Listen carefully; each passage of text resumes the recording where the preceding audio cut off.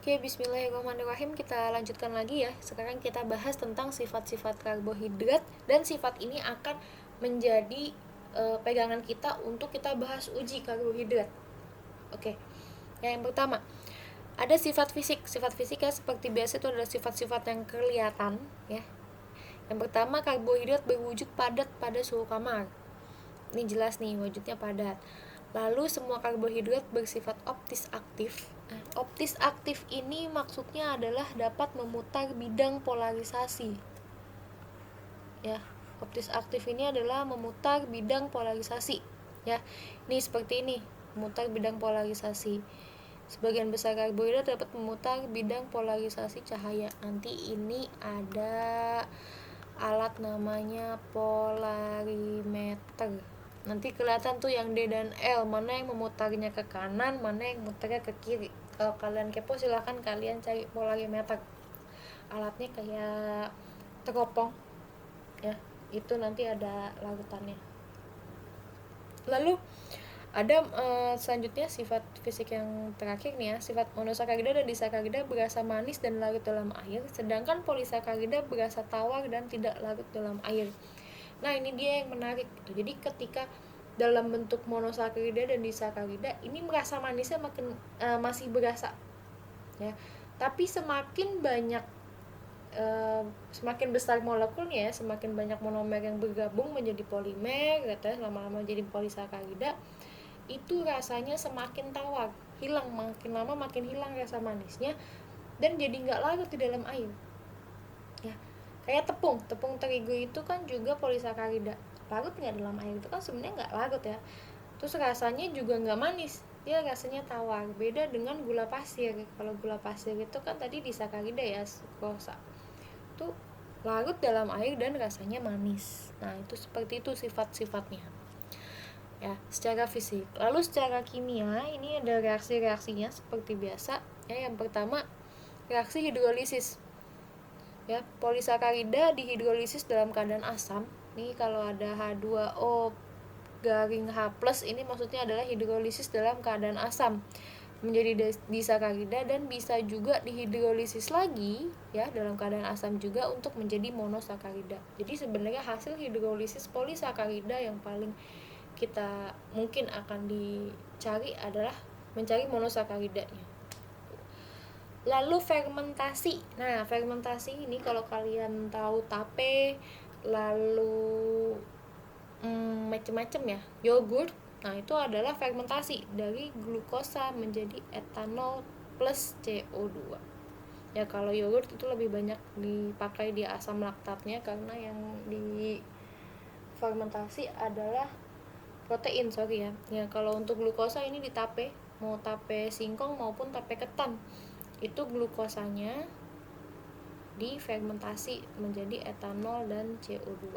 Ini hasilnya. Ya, lalu bisa juga didehidrasi, ini dikeringkan. Ya, dikeringkan karbohidrat kalau dikasih asam sulfat pekat itu akan muncul karbon dan H2O. Ini didehidrasi, dihilangkan airnya, tinggal sisa karbonnya aja, dibakar gitu. Ya, lalu oksidasi. Reaksi oksidasi karbohidrat menghasilkan asam karboksilat ya. Nah, kalau selanjutnya adalah reaksi karbohidrat dengan hidroksida logam mengakibatkan karbohidrat teroksidasi, sedangkan hidroksida logam akan tereduksi. Berarti yang terbentuk adalah logamnya ya. Logamnya misalnya Na jadi Na, tadinya Na+ kan karena tadinya adalah hidroksida logam. Ya, misalnya NaOH itu nanti Na-nya tereduksi jadi padatan Na, karbohidratnya teroksidasi menjadi asam karboksilat. Oke, selanjutnya reaksi identifikasi karbohidrat. Ini yang perlu kalian tahu hanya beberapa aja ya. Yang pertama yang terkenal ini MOLIS. Tujuannya adalah membuktikan adanya karbohidrat secara kualitatif. Ini ada caranya ya. Jadi 2 mili sampel ditambahin 2 tetes MOLISnya ini, reaksi MOLIS ya, ada alfa naftol 10%. Ini dikocok ya, ditambahkan dengan asam sulfat pekat. Ini akan terbentuk cincin merah ungu. Ya, semua karbohidrat akan bereaksi positif dengan uji MOLIS. Mau itu polisakarida, monosakarida, disakarida, itu reaksi umum. ya. Jadi secara umum kalau membuktikan ada nggak sih karbohidrat dalam suatu sampel, ini kita gunakan MOLIS, uji MOLIS ya. Ini silakan kalian catat dan diingat-ingat karena nanti akan saya tanya ya.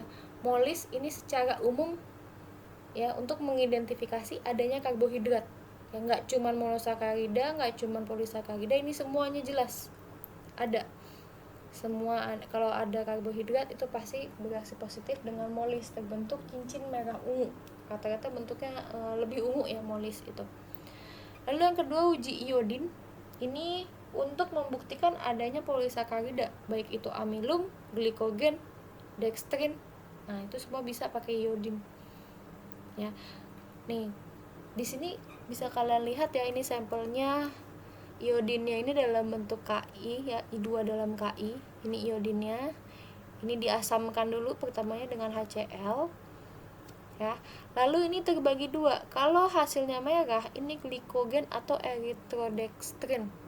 Tapi kalau warna biru, ini pati. Ya, dari SD kalau kalian tahu uji karbohidrat pakainya iodin, ditetesin iodin. Kalau ada biru berarti ada pati. Biasanya roti yang dipakai. Ya. Lalu Seliwanov. Nah, Seliwanov ini spesifik untuk membedakan antara glukosa dengan fruktosa. Nah, Seliwanov ini untuk mengetahui adanya gugus keton di dalam suatu karbohidrat ya. Ini dipanaskan ya kalau Seliwanov itu, jadi 5 mili per reaksi ditambah 1 mili sampel itu dipanaskan dulu. Lalu kalau muncul warna merah, ini berarti ada fruktosa. Nah, ini spesifik untuk fruktosa kalau Seliwanov. Lalu selanjutnya asam musat. Kalau asam musat ini untuk membedakan antara glukosa dengan galaktosa. Yang dipakai adalah asam nitrat pekat ya.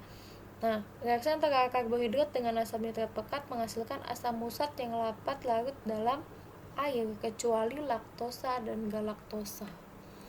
Jadi kalau misalnya direaksikan dengan HNO3 pekat nih, satu sampel mengandung karbohidrat direaksikan dengan HNO3 pekat, lalu dipanaskan ya. Lalu dilihat nih kelarutannya di dalam air. Kalau misalnya larut berarti ini glukosa atau dan lainnya ya, polisakarida, monosakarida, disakarida yang lain.